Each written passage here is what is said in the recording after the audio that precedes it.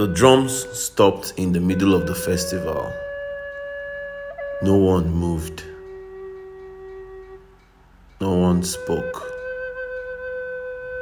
Then, from the darkness of the forest, a voice called my name, low, deep, and clear. It wasn't human. That's when I knew something terrible was coming. It was a dry season in Aloma, and the air was thick with dust. The New Yam Festival had just begun, and the whole village gathered to celebrate. We danced, we sang, and we ate. But the joy did not last. Days earlier, we had heard whispers about bandits attacking nearby villages, stealing livestock, burning huts, and taking people. Still, we did not think they would come for us. Our village was small, with little to take. But that night, everything changed. Chika the Osu had warned us. They are coming, she said. No one believed her. Why would we? She was an outcast, forbidden to mingle, forbidden to sit or eat with the rest of us. Most people ignored her. Some spat in her direction, and others whispered curses. Who are you to speak? One elder sneered when she tried to warn us during the market meeting. If danger is coming, it is your doing. But I listened. Chika and I had been friends once, before I was old enough to understand what being Osu meant. I did not talk to her much anymore. But when I saw her that morning at the edge of the forest, her face pale and her voice shaking, I felt something twist in my chest. They'll come during the festival, she said. Be ready. I should have told someone, but fear kept my mouth shut.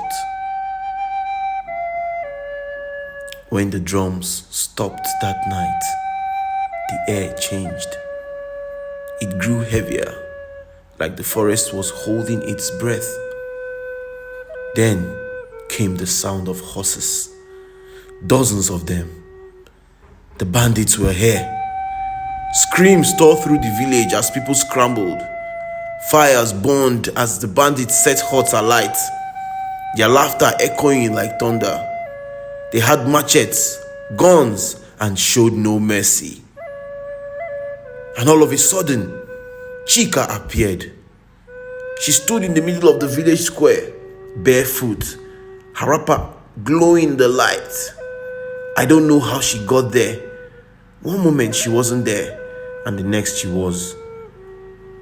She raised her hands, and everything went still. Even the bandits stopped, their face frozen in confusion. Then came the wind.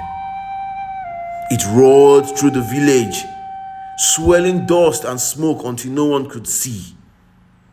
I felt it push me to the ground, heavy and hot. I heard the bandits shouting, panicked as if they were fighting something unseen. When the wind stopped, so did the noise. The bandits were gone. Chika collapsed in the square, her body limp like a doll. I ran to her, but she whispered, "Don't touch me." Her voice was weak but firm. It's done. The next morning, the elders inspected the forest. They found the bandits' weapons scattered on the ground, but no sign of the men. Some said they had fled, too terrified to return. Others whispered that Chika had summoned spirits to chase them away. The village didn't know what to do with her after that. Some wanted to banish her again, but others argued that she had saved us. She didn't stay long enough for them to decide. By the next moon, she was gone, leaving behind only stories. I don't know where Chika went, but sometimes when the wind howls through the village, I think of her standing in the firelight, the girl everyone hated, the girl who saved us all.